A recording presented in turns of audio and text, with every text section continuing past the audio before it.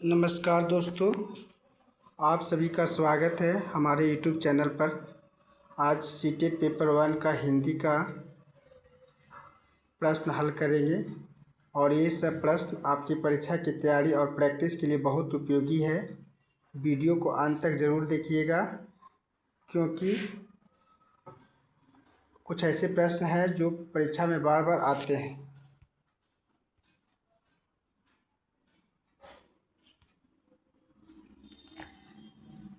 चलिए बिना समय गंवाए शुरू करते हैं।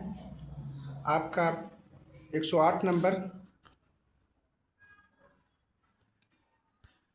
भाषा की सबसे छोटी सार्थक इकाई कौन सी है?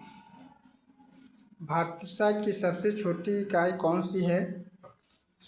इसमें आपका 4 ऑप्शन है: वाक्य विन्यास, अर्थ तत्व, मॉर्फीम और स्वनिम। इसमें कौन सा आंसर होगा?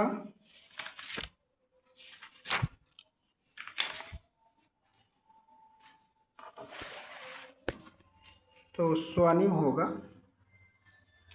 भाषा की ध्वनि की सबसे छोटी इकाई स्वनिम कहलाती है और यह ध्वनि इकाई ध्वनि है। ध्वनि को हम वर्ण कहते हैं: आ, ई, व, च, क। 109 नंबर है आपका। रोहित 7 माह का शिशु है। उसने ध्वनि बोलना शुरू कर दिया जिसमें व्यंजन और स्वर दोनों है।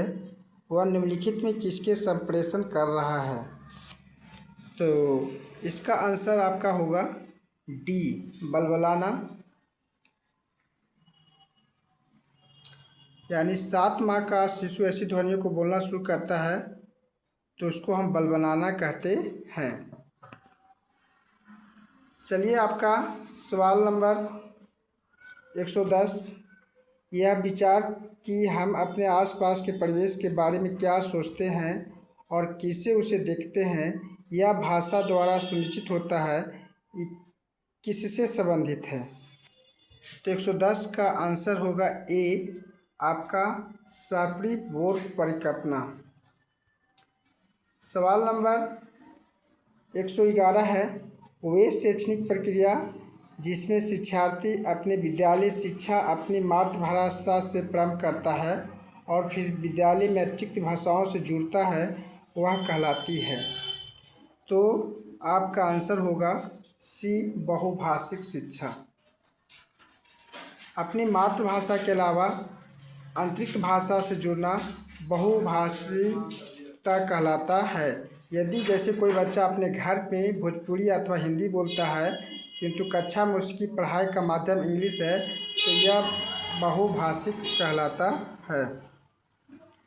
चलिए सवाल नंबर 112, स्किनर की यह राय कि बच्चे अक्सर भाषा और अर्जन प्रक्रिया में डॉट हैं। तो अपनी भाषा मातृभाषा के अलावा अन्य अतिरिक्त भाषा में जुड़ना, स्किनर ने भाषा अर्जन में अनुकूलन पर बल दिया कि उनका मानना है कि बच्चे भाषा अधिगम में हमेशा वयस्कों की नकल करते हैं। तो इसका आंसर है 112 का सी। पियाजे द्वारा यह सुझाव दिया गया कि बच्चे डॉट के माध्यम से भाषा सीखते हैं। तो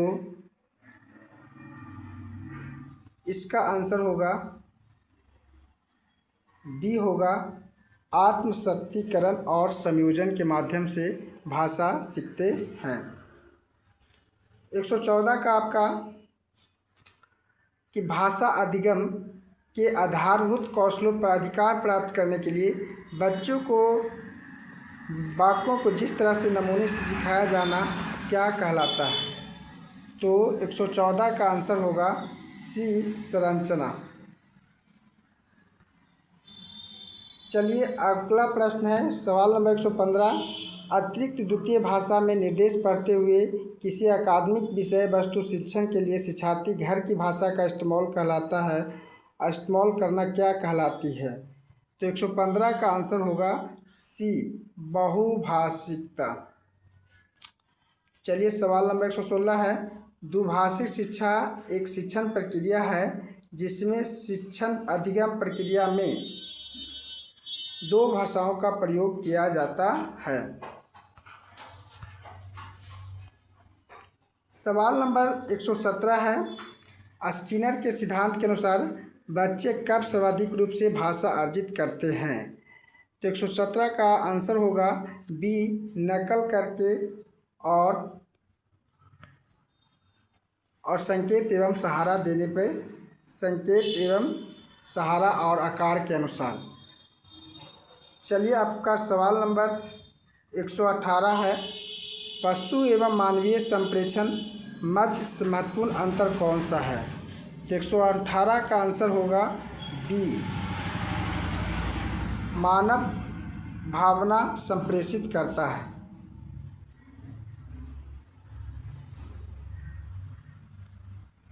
अब सवाल नंबर 119 है, पियाजे के अनुसार पहले से उपस्थित किसी विचार में किसी जानकारी को संकलित करने के लिए किस परिवेश को बदलने की प्रक्रिया क्या कहलाता है? तो 119 का आपका होगा सी नंबर आंसर होगा आत्मसत्तीकरण।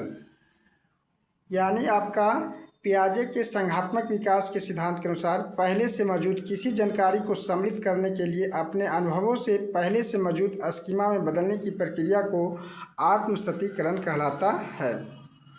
चलिए अगला प्रश्न है 120 नंबर, द्विभाषी शिक्षण अधिगम प्रक्रिया में शिक्षार्थी की घर की भाषा के साथ साथ किसका प्रयोग किया जाता है? तो 122 का आंसर होगा बी नंबर, द्वितीय भाषा के अतिरिक्त निर्देश दिए जाते हैं। चलिए,